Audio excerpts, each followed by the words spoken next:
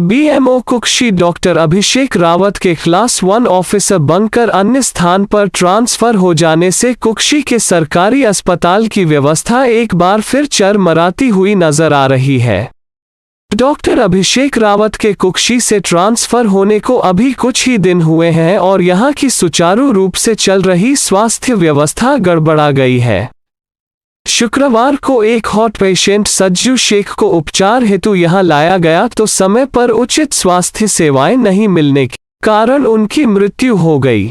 मृतक के परिजनों ने इस बात को लेकर काफी हंगामा किया और अस्पताल प्रबंधन पर लापरवाही बरतने के साथ कई गंभीर आरोप लगाए। मृतक के परिजनों ने आरोप लगाए कि अस्पताल में ऑक्सीजन की कमी के कारण हमारे पेशेंट की मौत हुई है। नाराज परिजनों ने बताया कि अस्पताल में एक भी वार्ड बॉय ड्यूटी पर तैनात नहीं होने के कारण मरीज को परिजनों द्वारा ही अन्यत्र शिफ्ट किया गया। साथ ही अस्पताल में एम्बुलेंस वाहन भी समय पर उपलब्ध नहीं हो पाया। मृतक के परिजनों के द्वारा अस्पताल प्रबंधन पर लगाए गए इन सभी आरोपों के बारे में जब हमने तत्कालीन बीएमओ डॉक्टर नितिन पाटीदार से बात की तो सुनिए उन्होंने क्या कहा। परियोजना को कोई डेथ हो गई थी, उन्होंने ब्लेम लगाया कि ऑक्सीजन नहीं है, कुछ कारण से। आज शाम को पेशेंट आया था, वो डॉक्टर विमलेश गोयल सर की थी ड्यूटी। मैंने उनसे बात करी है और वो यहीं खड़े हैं।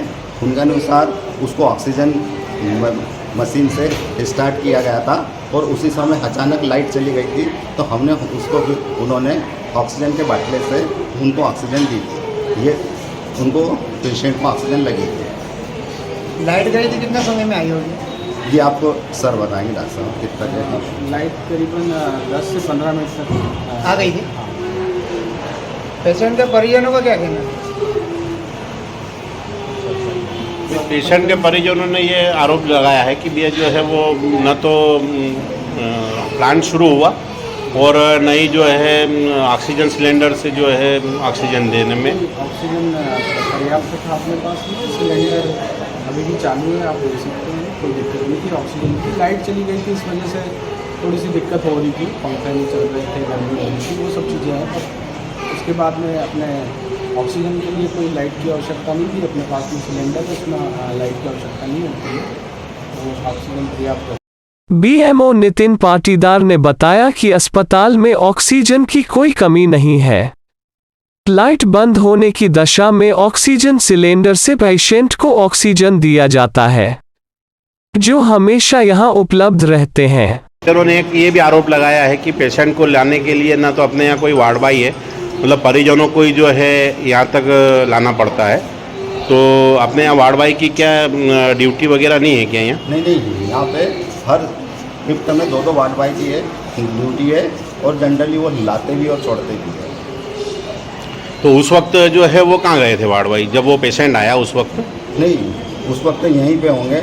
अब वो मैं तो था नहीं, डॉक्टर साहब थे ऑन ड्यूटी, बाकी मेरे इसमें 2-2 वार्ड बॉय हर शिफ्ट में लगे हुए हैं। परिजनों का ये आरोप है कि वार्ड बॉय ड्यूटी पर उस वक्त कोई नहीं था, उन्होंने ही जो है गाड़ी से निकाला, ऊपर तक लेकर के आए वो, और डेड होने के बाद तक भी वो वार्ड बॉय यहाँ नहीं आए और वो खुद ही जो है डेड बॉडी को नीचे तक ले गए। अब अगर ये चीज़ हुई है तो निश्चित ही आपको कम से कम इसमें सुधार तो करना ही होगा। नहीं, बिल्कुल, अगर ऐसा हुआ है तो मेरे स्तर से मैं सुधार करूँगा। अभी उन दोनों वार्ड बॉय जिनकी थी ड्यूटी उनसे मैं बात भी कर रहा हूँ और भाई कहाँ थे क्या थे पूरी उनको मेरे हिसाब से तो अभी भी नहीं होंगे, आप आए होंगे तो 1.5 घंटे का। हाँ, नहीं आए। वार्ड बॉय तुम हो? हैं, तुम सफाई कर्मचारी हो तो वार्ड बॉय अभी भी नहीं है सर? मतलब ऐसे ही नहीं होगा, नीचे रहता है। भैया बुला दो जरा उनको, वार्ड बॉय को बुला। Ward boy. अच्छा, दूसरा एक और परिजनों ने आरोप ये भी लगाया है सर कि ये एम्बुलेंस करीब 20 से 25 मिनट उन्होंने वेट किया और तब तक एम्बुलेंस नहीं आई। तो एम्बुलेंस का क्या है कि हमारे हाथ में नहीं रहता है, वो 108 को कॉल लगाना पड़ता है। 108 जब भी फ्री रहती है तब वो आती है और उसके अनुसार हम शिफ्ट करते हैं, क्योंकि ये पूरा 108 के अंतर्गत है।